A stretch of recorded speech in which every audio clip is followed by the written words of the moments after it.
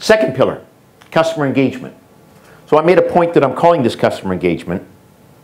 And the reason is customer experience is really the utilization and Disney does it beautifully and so do many others, of really listening to the customer and then giving them on the outside of the company the ability for them to interact with us, and on the inside of the company for departments to work together to satisfy the need of the customer. But it's more than just the experience side. It's the journey mapping that allows us to understand where things don't go well. There was a session on this yesterday's presentation. And it's also something very close to my heart, and that is channel optimization. So we talked about omni-channel or multi-channel. When I was working with Nike, we thought about what's the right place for people to buy a Nike product.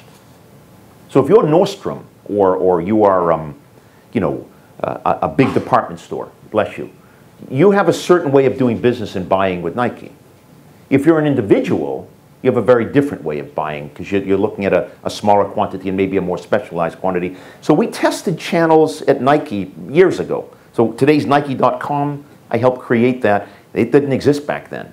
And today that's the #1 channel of preference by even the large stores at Nike. You see, channel optimization is important because you're shooting for, as an organization, lowest cost to serve. If you can keep the cost to serve the customer down by giving them a channel that they like and want to work in, that's a whole lot better than an expensive channel that may or may not be relevant to the customers, costing you a whole lot of money.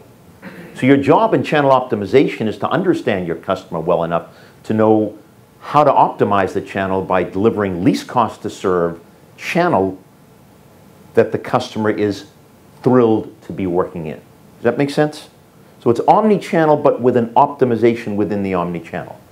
And we get lots of information from customer journey maps and channel optimization that we feed back in, and we use that in our little engine and our CRM profile, and we feed it back out, and we have better channel optimization, and we have better customer journeys, and ultimately we have better customer experiences.